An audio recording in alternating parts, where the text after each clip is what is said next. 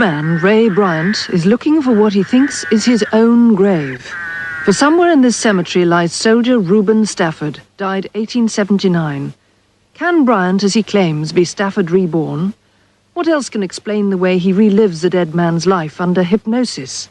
Like this moment from the Crimean War.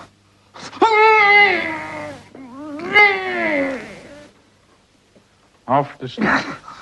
Off to sleep. Off to sleep. According to the Army records, he was wounded in the left hand at that battle.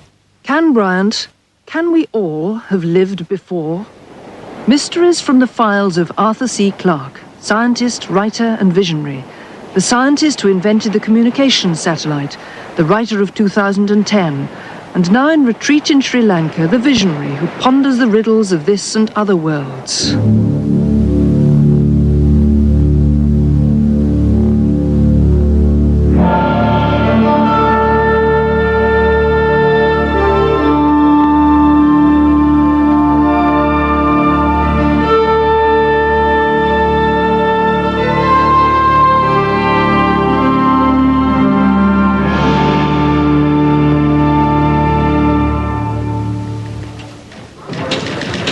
This is the editorial office of The Sun, one of Sri Lanka's most popular newspapers. The journalists behind me are writing up tomorrow's edition. Stories of politics, sports, human interest, the kind of material that sells newspapers all over the world. But there's one kind of story that The Sun thrives on, that you'll hardly ever see in the Western press. And there are bulging files on it here. These are stories of reincarnation. They tell of young children who, often as soon as they can speak, talk about their real parents and their other homes. They seem to recall previous lives, often in such detail that they not only provide good copy for local journalists, but they persuade researchers all over the world that there's a phenomenon here worth investigating. Here's a story of a little boy, Ajit, who remembers drowning 5 years ago. And here is a story about a little 5-year-old girl who thinks she's a man who was killed in a road accident. But the story which most fascinates me is one that comes from the place I love most in Sri Lanka, the beautiful little bay of Unawatuna on the shores of the Indian Ocean. The story is a tragic reminder of Sri Lanka's brief but bloody insurrection of 1971. A captured rebel, a young man named Robert, leapt to his death into the sea. His close companion, Johnny, had already been killed. These twin girls were not born until 7 years later, yet almost as soon as they could speak, they claimed to be reincarnations of Johnny and Robert. Shiromi recounts gruesome details of Johnny's death. Shivanti says she remembers leaping into the sea with her wrists wired together. Such stories are intriguing, but for them to be accepted as evidence of reincarnation, every detail must be checked by a trusted investigator. Journalist Delreen Vijayaratne covers many reincarnation stories. The latest comes from a jungle village, Pethiyagada. In this case, 4-year-old Inoka is the child who claims to have lived before.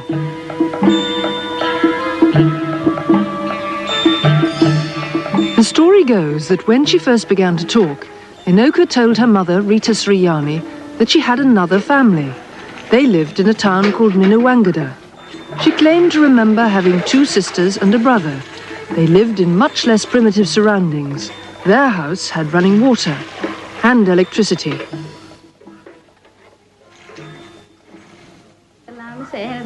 Inoka's mother says she'd never believed in reincarnation, and she certainly wasn't going to trek 6 miles through the jungle to Minawangada to check Inoka's claims. At first, we started ignoring her conversation because we didn't want our only daughter to talk about another family, another father and another mother. But Inoka's grandmother, Kiriyama, did listen to the tales of the little girl, and in the end was persuaded to take her to Minawangada. At the Buddhist temple there, the priests were intrigued, but but not surprised, for Buddhists believe in reincarnation. They soon discovered that 8 years before, an 11-year-old girl called Milani had died in a motorbike accident. She'd had one brother and 2 sisters, and they'd lived in this modern house. It all fitted Inoka's description. When she was taken there, her first reactions amazed her mother, Rita Sriyani. She was no stranger in that house, and her first question was, "Where's my doll?" She started calling the mother of her previous life Mummy, and Rita Sriyani was quite unhappy about it.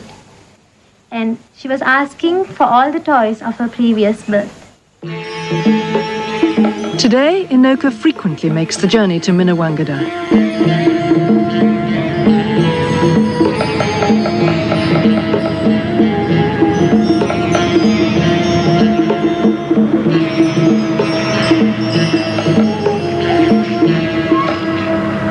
Milani's father welcomes Inoka as a member of the family. Bandu accepts her as his reborn sister.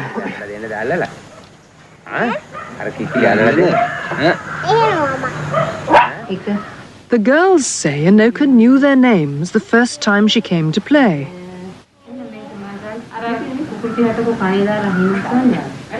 And she went straight to this cupboard for the dead girl's suitcase of toys.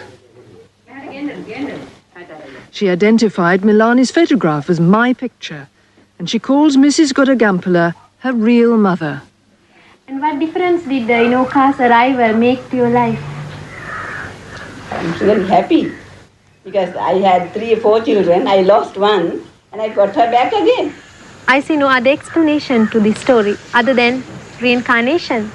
I mean, how can you expect a girl from Pettiagoda, that's 6 miles away from this spot, to talk of a family in Minuwangoda that she has never seen or heard before? So you have to accept it as reincarnation and nothing else.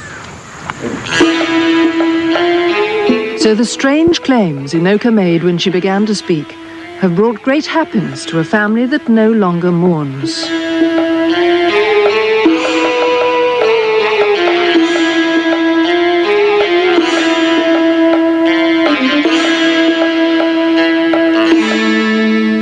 Stories of this kind are very rare in Britain. One of the most remarkable began in 1957 in Northumberland, in the country town of Hexham.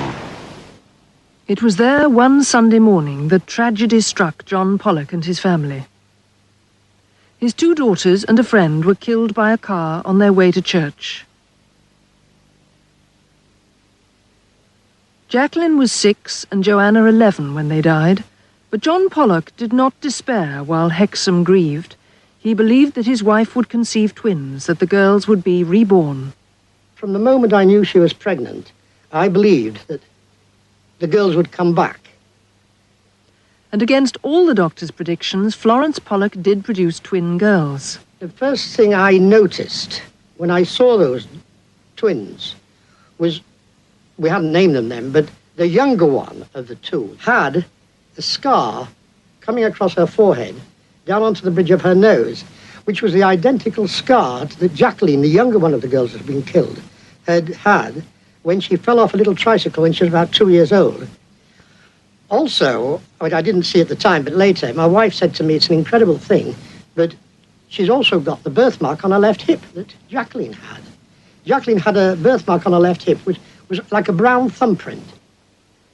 To this day, Jennifer still has that brown birthmark. Mrs. Pollock was astonished when she gave the twins the dead girls' dolls. When I got these 2 dolls out, one said, "Oh, that's Mary and that's Susan." And it was exactly the same names as my other daughters had named them. And that was the sort of really turning point in my way of thinking. The family had moved away after the tragedy, but on their first visit to Hexham, the twins seemed to remember the landmarks. Well, when we came at the top of Battle Hill, they came over the brow, approaching St. Mary's Church, which they couldn't see. One turned to the other and said, well, the school's around here, which we used to go to, and the playground's round the back. Now, they couldn't possibly have seen any sign of a school or a church even. I mean, they were so small they couldn't even have seen over the wall. And sure enough, I mean, the school is round the corner. And this was the most incredible thing. And we continued to walk on. I mean, we were absolutely amazed at this. And as we came past the church, on the opposite side of the road is Hexham Abbey and the Abbey grounds. And one tenant said, oh, the playground's over there. And she was right.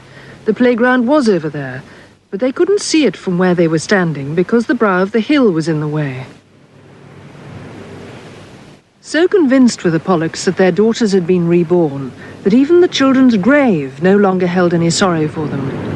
There's a grave there, but it means nothing. To me, to bring flowers or anything on the grave would be sheer hypocrisy, because I don't believe that they're here. I mean, it's just a symbol of two girls that lived that were reborn.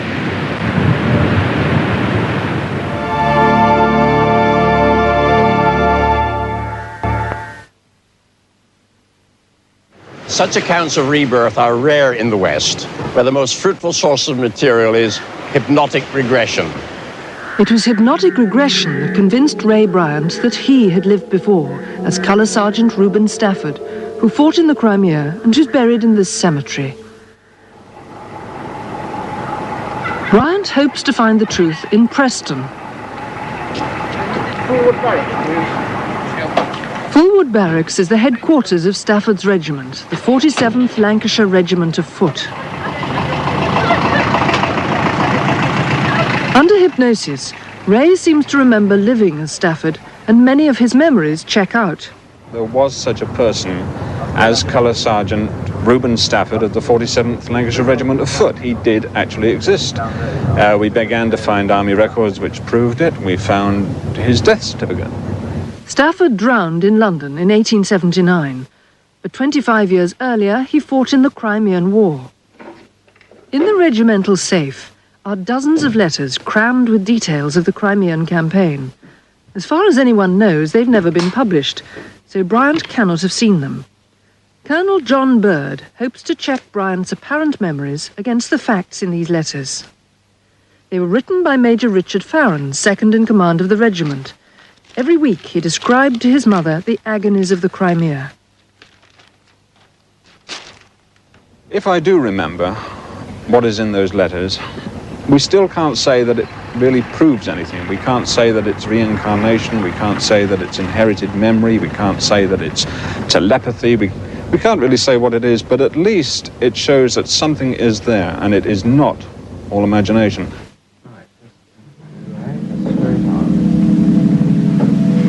In the Regimental Museum, Bryant will be hypnotized and taken back in time for Colonel Bird's interrogation. Until he goes under, he's blindfolded, so that he cannot pick up any clues from the museum's treasures.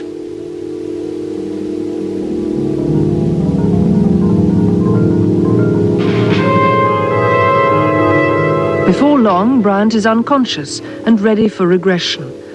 First, hypnotist Joe Keaton takes him back through his own life. Everything you tell us must be things that have actually happened to you personally. Nothing you've read, nothing you've watched, nothing you've been told. It's Christmas Day today and you're 3 years old. It's Christmas Day today and you're 3. Hello, Ray. How are you? What are you doing? What are you doing? I'm looking at the tree. What tree? The tree. Is there anything there for you? What is there? It's a parcel. Oh, do you know what's in it? I don't know. Who brought it? Mummy. But even more remarkably, it seems he can be regressed to before he was born. Now go back further still. Go back further still.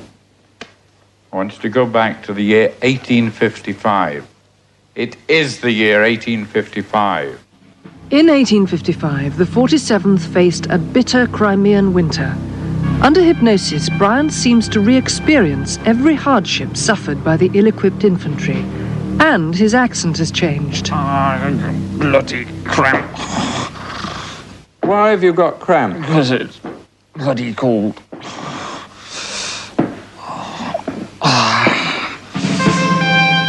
very convincing, but can he recall simple details like the names of the men in command?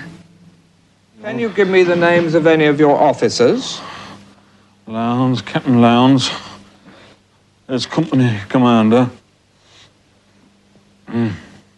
Lieutenant Irving. It's the second in command. And who was commanding the 47th? Colonel Villiers. Colonel Villiers? I see. Sadly, he was only partly right. The army list for that year shows that there was a Captain Lowndes, but no Lieutenant Irving. There were 2 captains called Villiers, but no colonel. In command of the 47th was Colonel William O'Grady Haley. And curiously, he's wrong about something Stafford must have known.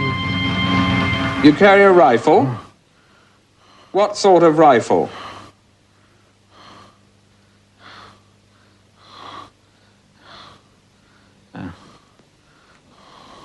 Hammond. Hammond? A Hammond rifle? In fact, the regiment had just been issued with Minié rifles. There was a Hammond rifle, but the army didn't even test it until more than 10 years later. But his description of a drum captured from the Russians was uncannily close. Did you capture any drums? Have you seen them? Side drums. Side drums, were they? What were they like? Like our own? Gold or brassy sort of ornament on them. That's like on churches. Sort of animal head. It's the 20th of September, 1854. Now, what's going on around you? What are you doing? We're encamped on hills above Alma. Above the Alma? Aye. What's the Alma? Alma is Alma River. And where is the Alma from where you are at this very moment? It's down below below. The Alma River was the scene of one of the most ferocious battles of the Crimean War.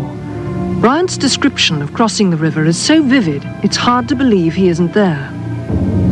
Major Farron wrote home, "The heavy guns of the enemy were placed on the high ground beyond the river, and the moment we came within range, he fired away round shot, grape, and shells which rattled like a storm of hailstones."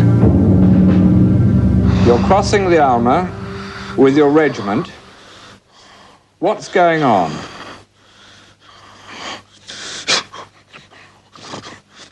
We're coming under fire. From where? From hills. Where are the hills? Hurry up, hurry up. Hills up front. Rest, go to sleep. Go to sleep. What was it like crossing the river? It was horrible. There a lot of shrapnel all about. What was the crossing like? Was it deep? Waist. Up above waist. And cold. Cold.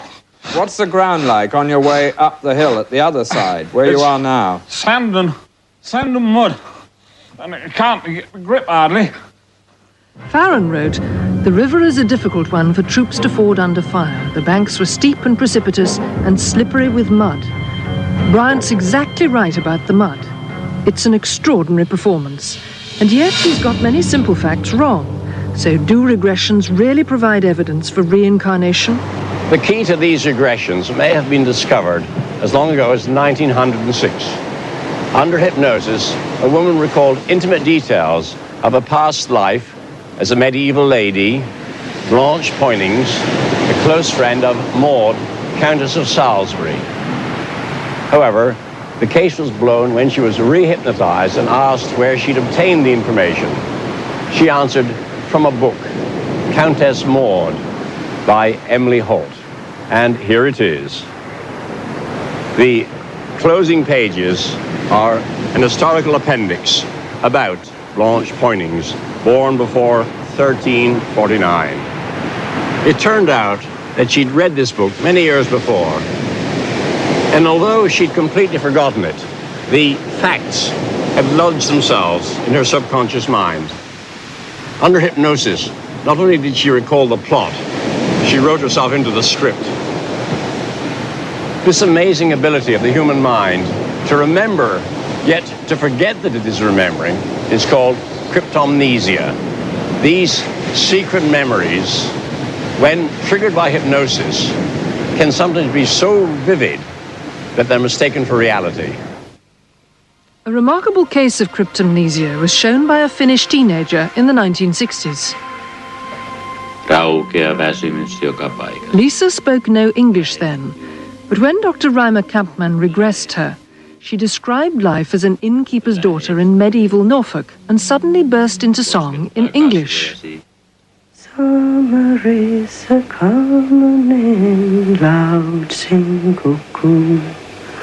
Grow as seed and blow as mead and sing as old enough. Sing cuckoo.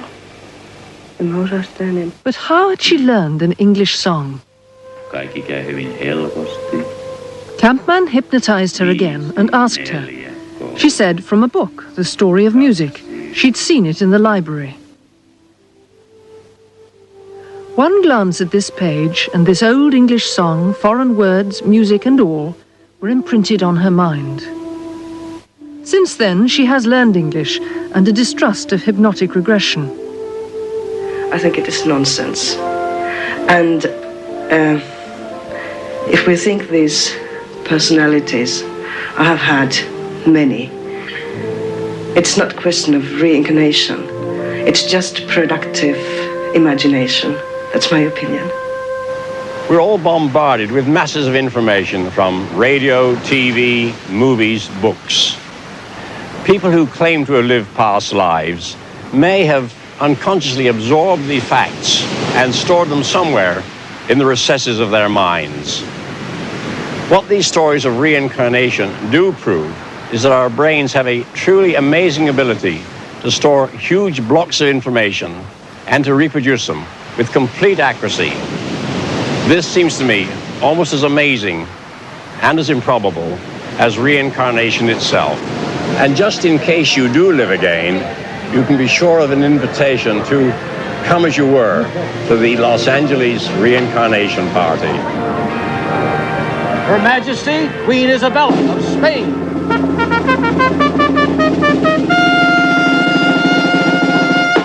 I find about 10% of my patients have brought some garbage with them from a past life that does not respond to age regression in this life by taking the person all the way back to the womb, searching for the original episode, and they still have the emotional problem.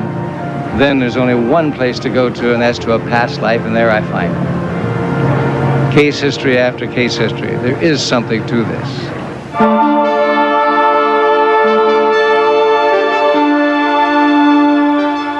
After the break, what purpose is there to produce a European fighter aircraft for the next century? In Azimuth.